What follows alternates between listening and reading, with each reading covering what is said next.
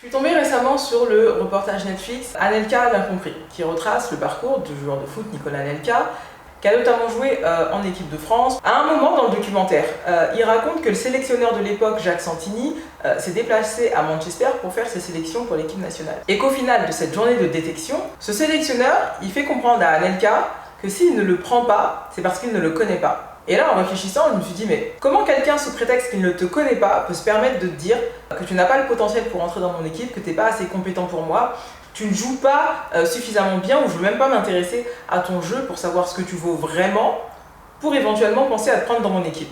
Et en fait, être jugé par les autres, que les autres nous donnent de l'importance ou pas, c'est un truc qu'on connaît depuis notre tendre enfance. Déjà sur les bancs de l'école, quand tu rendais un devoir, c'est ton prof, c'est ta maîtresse qui te notait. Et en plus de ça, tu avais aussi le jugement des autres en fonction des notes que tu avais. Quand tu étais en bas du tableau, forcément, tu étais vu comme un cancre, donc tu avais moins de valeur que les autres. Mais même quand tu étais en haut du tableau, tu pouvais être mis en avant, en valeur par ton professeur, par ta maîtresse. Mais les enfants sont tellement cruels à cet âge-là que le fait que tu sois en haut du tableau, t'es pas assez bien pour eux, donc ils te mettent de côté. Donc à quel moment on est jugé, on est vu à notre juste valeur? Si je te demande là tout de suite de me dire combien tu vaux, qu'est-ce que tu vas me répondre?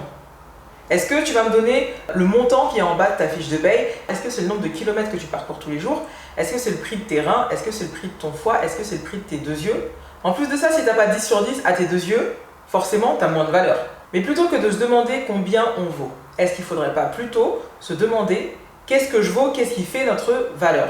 Parce que du coup, ça renvoie moins à une info chiffrée et ça donne plus l'opportunité de s'exprimer avec des valeurs morales ou des valeurs intrinsèques qui sont forcément propres à la personne. Et quand tu continues un petit peu dans le reportage, tu te rends compte que c'est ce que Nicolas Anelka il a fait. Il a fait en sorte de se mettre en avant, mais je pense qu'il faisait en sorte de se dire tous les matins que les gens autour de moi soient conscients de la valeur que j'ai, essayer de montrer justement cette valeur tant sur le plan footballistique que sa personne. Et en tout cas, on ne peut pas lui retirer le fait qu'il a toujours fait en sorte de se donner de l'importance pour que les autres l'estiment, le voient et le jugent à sa juste valeur. Alors soit il s'est surestimé, soit il a tapé dans le mille, ou alors il est complètement fou. Parce que si tu ne te donnes pas, toi, de l'importance, le matin quand tu te lèves dans le miroir, si tu ne te dis pas parce que je le vaux bien, mais en fait, qui va le faire à ta place? Coïncidence ou pas, quand j'étais en train de travailler sur cette vidéo, je suis tombée sur ce documentaire. Et en le regardant, je me suis dit que c'était la parfaite illustration de ce que je voulais exprimer, à savoir l'importance de se donner une valeur personnelle ou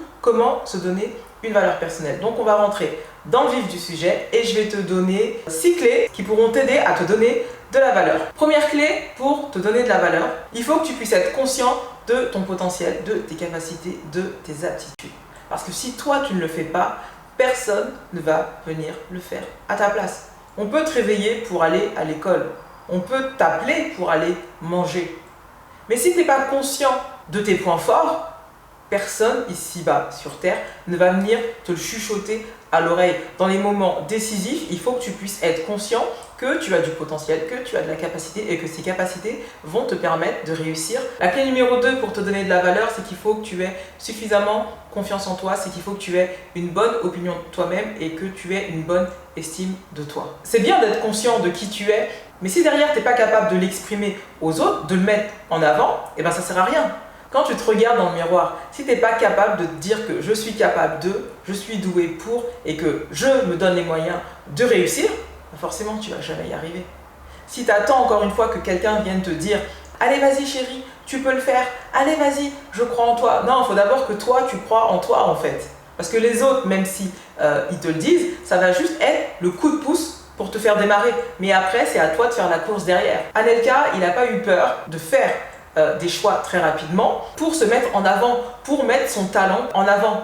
Vu qu'il a été formé à Clairefontaine, il devait jouer ses premières années avec le Paris Saint-Germain.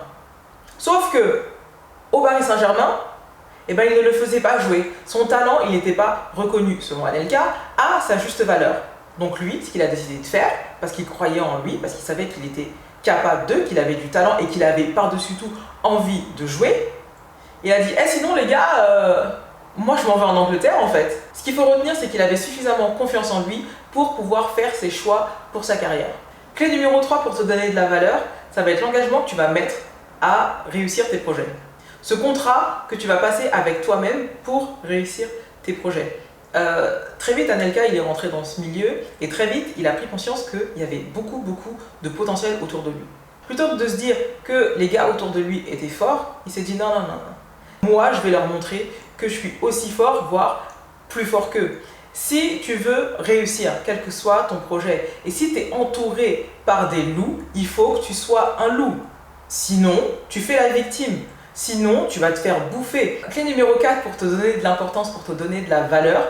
Parce que c'est bien beau de montrer que tu réponds présent, c'est bien beau de montrer ton potentiel, tes capacités. Mais il faut aussi que tu puisses penser à ton bonheur, penser à ton bien-être, penser à te ressourcer. Parce que si tu es toujours dans l'offensive, si tu es toujours prêt pour la guerre, tu n'as tout simplement pas le temps de recharger tes batteries. C'est comme un téléphone, une fois que tu as épuisé sa batterie, tu ne peux plus en tirer grand chose. Donc il faut que tu penses à aérer ton esprit pour être le plus performant possible, pour être le plus efficace possible. Clé numéro 5, pour te donner de la valeur, fais en sorte de faire respecter ta personne, tes principes et tes propres valeurs. Pour que tu puisses évoluer dans un milieu qui est sain pour toi, qui est sain pour ton esprit, peu importe ta religion, ta culture, ta manière de penser, ta manière de voir la vie, fais en sorte d'être en accord avec celle-ci parce que sinon tu vas t'en mordre les doigts. C'est ce que dit Anelka sur la fin de son documentaire, c'est que pour lui, tu n'as pas besoin d'être jugé par les gens, Dieu sait ce que tu fais. Qu'on soit d'accord ou pas, qu'on soit religieux ou pas, il faut que tu puisses te dire que ce que tu as fait,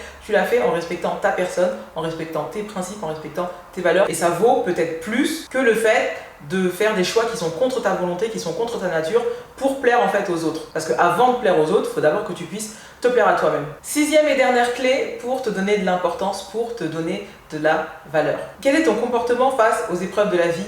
Est-ce que tu es capable de résilience? Est-ce que tu es capable de changer le négatif en positif? Est-ce que tu es capable de voir le positif même quand tu subis une épreuve compliquée, même quand tu subis une épreuve difficile? Et de faire en sorte de te donner une nouvelle direction ou de voir l'évolution à laquelle tu peux prétendre. Parce que des fois, quand il y a des portes qui se ferment dans nos vies, c'est pas juste un non ferme et définitif.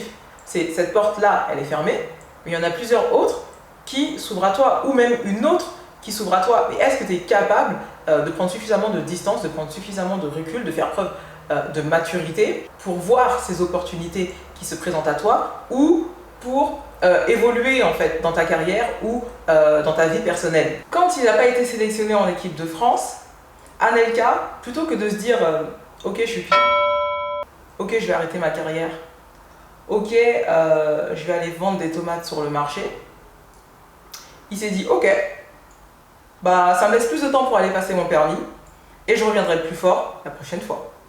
Les valeurs auxquelles tu crois, les valeurs que tu vas mettre en avant ont la capacité d'influencer tes choix, tes pensées et tes actions. Et ça va te suivre jusqu'à ta mort. Et ta valeur, elle dépend aussi de la qualité du juge. Que ce juge soit quelqu'un d'extérieur à ton entourage, qu'il soit propre à ton entourage ou que ce juge, ce soit toi. Tu te rends bien compte qu'on ne juge pas les gens de la même manière en fonction qu'on ait des affinités ou pas avec eux. Dis-moi si cette vidéo t'a plu, dis-moi dans les commentaires comment tu définis ta valeur ou comment tu estimes ta valeur. Dans tous les cas, laisse ton avis, tes questions, tes réponses.